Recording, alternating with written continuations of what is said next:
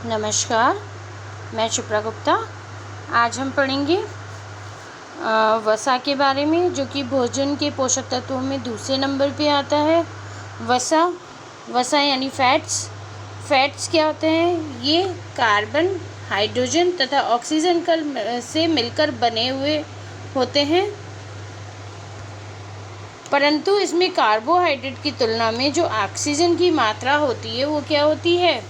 बहुत कम होती है। उसमें ऑक्सीजन का एक परमाणु एक अणु के अंदर होता है, जबकि इसमें कम होते हैं। ये जल में पूर्णतः अघुलनशील होते हैं। हमने देखा ना, तेल और वाटर को अगर हम आपस में मिलाते हैं तो दोनों मिक्सअप नहीं होते, एक अलग से लेयर बन जाती है जल के ऊपर तेल की। तो जो तेल है वो वसा का ही एक रूप है। अतः ये जल में क्या होते हैं? पूर्णतः अघुलनशील होते हैं। परंतु क्लोरोफॉर्म, बेंजीन, पेट्रोलियम आदि कार्बनिक विलायकों यानी सॉल्वेंट्स में ये घुलनशील होते हैं, यानी सॉल्युएबल होते हैं। वसा के एक अणु का संश्लेषण ग्लिसरॉल या वसलीय अम्ल के 3 अणुओं के एस्टर लिंक होता है एक, उसके द्वारा आपस में जुड़ने से होता है। इसी के कारण ट्राइग्लिसराइड भी कहते हैं इनको क्या कहते हैं? ट्राइग्लिसराइड भी कहते हैं, क्योंकि ये ग्लिसरॉल और वसलीय अम्ल के 3 अणुओं से मिलकर बना होता है, तो इसलिए इसे क्या कहते हैं हम?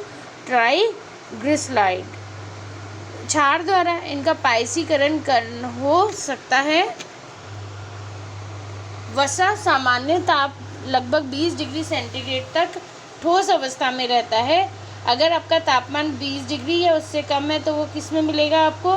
ठोस अवस्था में मिलेगा। परंतु यदि वे इस ताप पर द्रव अवस्था में हों तो उन्हें हम क्या कहते हैं? तेल कहते हैं। अगर वो वसा है, ठोस अवस्था में है, तो उसे हम क्या कहेंगे? वसा यानी चर्बी कहेंगे। और द्रव अवस्था में है तो उसे हम क्या कहेंगे? तेल कहेंगे। 1 ग्राम वसा के ऑक्सीकरण से हमें क्या मिलता है? 9.3 किलो कैलोरी ऊर्जा प्राप्त होती है, जबकि हमें उससे कितनी होती थी? कार्बोहाइड्रेट से 4 पॉइंट समथिंग किलो कैलोरी ऊर्जा प्राप्त होती थी। फूड हाई इन फैट, जिनमें ज़्यादा फैट्स होता है यानी वसा होती है, वो कौन कौन से हैं? फैटी मीट्स, जो मीट होता है। चीज़ होता है हमारा, जो चीज़ कहते हैं। बटर यानी मक्खन। और एडवोकेट एक फल होता है। नट्स एंड सीड्स यानी जो हमारे जैसे बादाम हैं और अखरोट हैं और इस तरह की जो मेवा है सूखी, उनके अंदर क्या होता है? बहुत अधिक वसा होता है। और चॉकलेट्स के अंदर भी बहुत ज़्यादा फैट मिलता है, इसलिए कहते हैं मोटे लोगों को चॉकलेट कम खानी चाहिए, क्योंकि उसके अंदर बहुत सारा फैट इकट्ठा हुआ होता है। 9.3 कैलोरी पर ग्राम के हिसाब से उसके अंदर क्या होता है? फैट होता है। जबकि 1 किलोग्राम वसा से हमें क्या मिलती है? 9.3 किलो कैलोरी ऊर्जा प्राप्त होती है। हमारे शरीर को सबसे अधिक ऊर्जा किससे मिलती है? हमारे फैट से ही मिलती है। और कार्बोहाइड्रेट के बाद किससे मिलती है? वसा से। इसलिए ऊर्जा का द्वितीयक स्रोत भी कहते हैं। तो वसा को हम क्या कहते हैं? ऊर्जा का द्वितीयक स्रोत यानी सेकेंडरी सोर्स कहते हैं।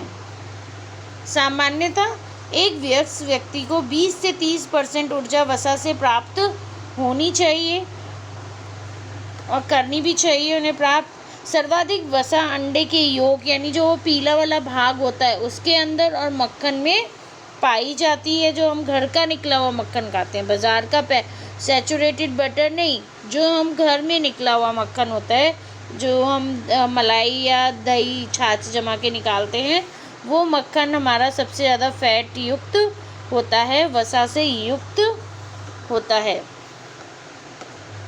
शरीर में इनका संश्लेषण माइटोकॉन्ड्रिया में होता है, यानी जो हमारे भोजन से फैट को अलग करता है वो कार्य कहाँ पे होता है? माइटोकॉन्ड्रिया के अंदर होता है। रासायनिक दृष्टि से वसा 2 प्रकार की होती है। पहली वास्तविक वसा यानी ट्रू फैट, और दूसरा है संयुक्त वसा यानी कंपाउंड फैट। प्राकृतिक वसा, यह प्रकृति में वनस्पतियों, फलों, बीजों आदि में पर्याप्त मात्रा में प्राप्त होती है। यानी ये हमें किससे मिलती है? सीड्स से। जो सीड होते हैं हमारे नट्स वगैरह, उनसे, और फलों से, और जो हमारी वनस्पतियाँ होती हैं उनसे ये हमें पर्याप्त मात्रा में प्राप्त हो जाती है। इन वसाओं के जल अपघटन के फलस्वरूप वसा अम्ल तथा अल्कोहल प्राप्त होता है। जीव द्रव की इन वसाओं में नाइट्रोजन तथा फास्फोरस के अंश भी होते हैं। इन जटिल लिपिड्स को कॉम्प्लेक्स लिपिड भी कहते हैं। यानी जो संयुक्त वसा होती है उसके अंदर हमारे नाइट्रोजन और फास्फोरस के अंश भी होते हैं, जबकि हमारी वसा कार्बन, हाइड्रोजन और ऑक्सीजन के परमाणु से मिलकर बनी होती है। संयुक्त वसा भी हमारी दो प्रकार की होती है, फास्फोलिपिड और ग्लाइकोलिपिड। फास्फोलिपिड जो हमारी वसा है, इसमें फास्फोरस भी पाया जाता है। सामान्यतः यह अंडे की जर्दी, पित्त, यकृत और पेशियों में संचित रहती है। ग्लाइकोलिपिड है, ये हमारी तंत्रिका तंत्र होता है, जो हमारा सिस्टम होता है जिसके द्वारा सारी सूचनाएं हमारे शरीर को पहुंचाई जाती हैं, उनके ऊतकों में पाई जाती है। यह जो ग्लाइकोलिपिड होता है, यह तंत्रिका, कोशिका कला और क्लोरोप्लास्ट की कलाओं का निर्माण करती हैं। जब हम तंत्रिका तंत्र के बारे में पढ़ेंगे तो इनके बारे में विस्तार पूर्वक पढ़ेंगे। घी, मक्खन, बादाम, पनीर, अंडे के योग, मांस, सोयाबीन और वनस्पति तेल वसा के मुख्य स्रोत हैं। वसा की अल्पता से त्वचा सूखी हो जाती है, व वजन में भी क्या होती है? कमी आती है। इसलिए हमें कहते हैं लिमिट में वसा का उपयोग करना चाहिए, ताकि ना तो हमारे को अल्पता हो ना उसकी अधिकता हो।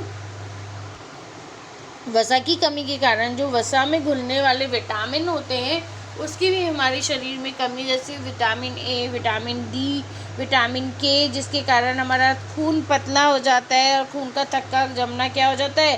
कम हो जाता है।